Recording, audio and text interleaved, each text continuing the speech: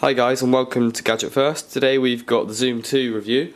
This review has been quite a long time in the making because my internet, the upload speed went terrible for about a week. So I got the Xoom Media Edition review out, but that took about a day to upload, so I held off reviewing this one. But now we've got the full review of this and my internet's all sorted, so let's get into the full review of this.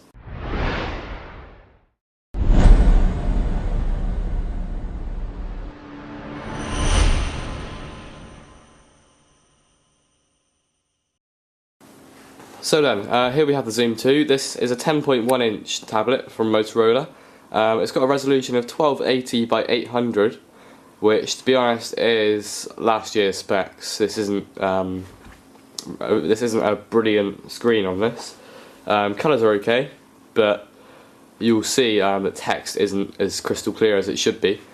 Other than that, you've got micro HDMI and micro USB on the bottom of the device. I like the addition of HDMI. It's quite cool how you can connect it to your TV and just use that as an output. It's really nice. I really like the design on the Xoom tablets at the moment. You've got this rubbery effect here, followed by an aluminium cover here, and then the Motorola logo there. On the back we've got a 5 megapixel camera which records HD video, 720p with flash as well. On the right hand side of the tablet we have, let's try and get that in shot, there we go, we have the unlock button and the volume rocker, and that's about all the buttons on there. That is all the buttons on there. Other things on the back, sorry, is just the two speakers, so you've got stereo audio on this tablet, which is nice. I have noticed that the audio isn't too bad, to be honest. It's nothing too special. But God, great. Yeah, I never really worked out what that was. The same thing was on the Media Edition. I have no idea what it is. Maybe it's for developers connecting to a computer and all that. But I can't imagine. I don't know. We've got a 1.3 megapixel camera on the front here, with autofocus. It's not brilliant at the end of the day. It's only going to be useful for video calls. You're not going to be able to take award-winning photos with anything like this, but useful anyhow. I really liked the design of the Xooms as well, not just the back, but the way the edges kind of bleed off. It's really cool. It looks like they're Razer phones as well. Actually, I'll just get the Razer out. You can see kind of the same, less pronounced on the Razer, but still there. Right then, so let's unlock this.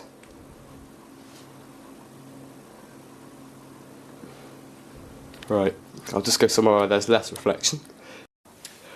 So, unlocking the device, you see quite a standard lock screen. Motorola have added a little bit to it.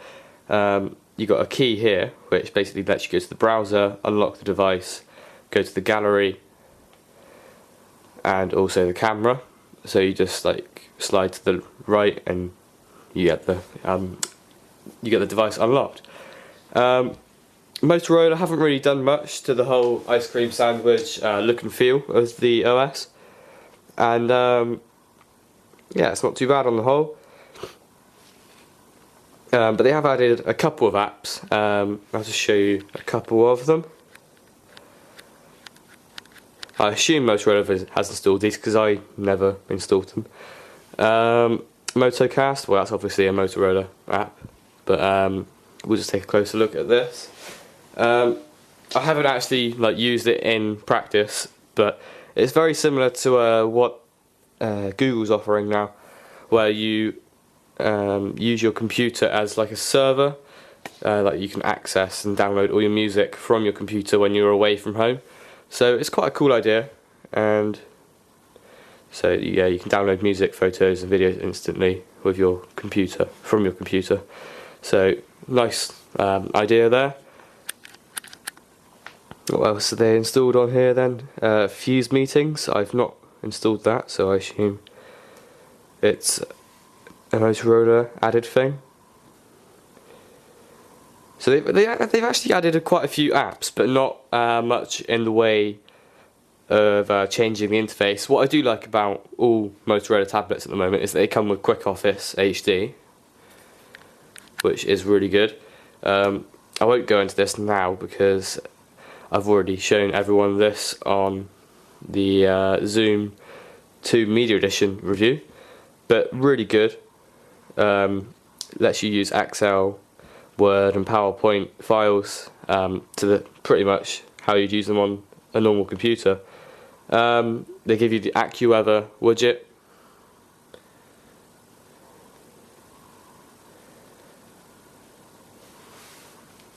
which basically adds your location, gets weather for it. There it is. Yeah, so it's running Android 4. This is a little bit disappointing for Motorola, how the Xoom, the original Xoom, has Android Jelly Bean now, but the Xoom 2 tablets, being the Media Edition and this one, aren't going any further than Ice Cream Sandwich Android 4, so it's really disappointing actually. But let's just prevail with that and look at some of the features in Android 4. So you've got this notification bar at the bottom which you can drag up like this and you get all your notifications there. So yeah, you can see some stuff there. So I've got updates available, so I can either tap on that to get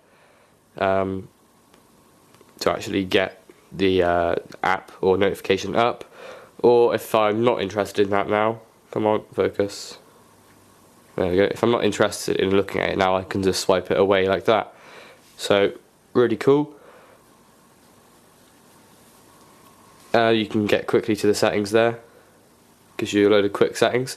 So on that kind of side of things, Android tablets have a bit of an advantage over the iPad, but not too much. The Android notification system is really wildly improved with Android 4.1, so it's unfortunate that this device won't be able to get it. The screen on this device isn't one of the best, really. It's a little bit disappointing. Colours are really good actually, but when you look into like text and stuff, the resolution isn't really enough. If I go on here, show pictures. What I do like is the email app, the Gmail app. Sorry, it's really nice on tablets. Really good on tablets. You get all your emails down the side rather than tapping on one email and that come up. So that's really good. I would say it still lags behind. Oh no, sorry, ignore that. It doesn't. I think it's just as good as the iPad version. That's not a zoomy one. Oh well, I'll just go on a website and show you the text. That's what I want to pick up. Is that if you're wanting this as, say, an ebook reader, it's definitely not one of the best, because the resolution, although it's not bad, 1280 by 800 isn't bad. The iPad has 2048 by 1536, which is going to be much more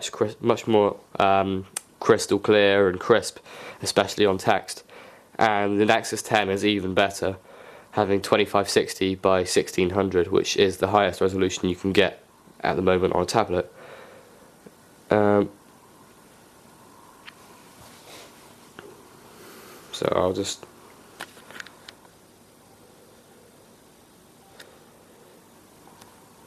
it's perfectly readable. I'm not gonna say that it's not readable and that it looks bad. It doesn't, but it's just not as like crystal clear as other tablets. But let's go on to a couple other things. You've got multitasking, obviously, as is the usual on Android.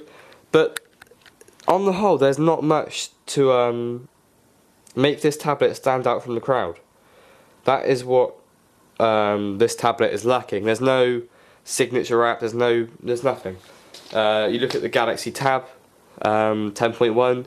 You've got similar functions to that of the Galaxy Note, where Sorry about that, I was just talking about the S Pen functionality on the Galaxy Tab 10.1 and my memory ran out. Let's carry on. So yeah, like I was saying, you can use the pen on the Galaxy Tab 10.1. You've got a bigger ecosystem on the iPad. You've got that amazing screen on the Nexus 10. There's other tablets that are better without taking cost into it or anything. Other tablets are better, and even when you do bring cost into it, this tablet doesn't come out favourably because it's not much cheaper than an iPad, to be perfectly honest. This retails at £329. And plus the fact that the Nexus 10, which has just been released, is even just £10 cheaper than this, and it is much better. Sure, this is a bit of an improvement over the original Xoom, but it's not that much of an improvement. You've got a 1.2 GHz dual-core processor instead of a 1 GHz processor. That's not that much. They claim a 20% improvement in performance in speed, but you don't notice it. There's not much to redeem this tablet, that's what I'm saying. There's just no killer feature. Everything's just the same as any old tablet, you know. If you go on the browser, you can see not the smoothest in the world, but you know, it's perfectly usable. I'm not going to moan too much about that. It's fine. Yeah, that's fine. But then let's put it against something like an iPad. I'll just go grab one and we'll see. So on the right we have the iPad 2. Definitely not the latest iPad, but it's the one that's most on par with the Motorola and on terms of performance and price, because Apple is still selling the iPad 2 at the same price as the Xoom, so it's a good comparison. So we're both on the BBC website at the moment. Let's go on to Engadget. So I've got it there. That's the one. That is a redeeming feature actually on the Xoom 2, is swipe, but it's not a biggie. Right, so I've got Engadget on both of these devices. I'll just zoom in a little bit and hopefully tap them at the same time.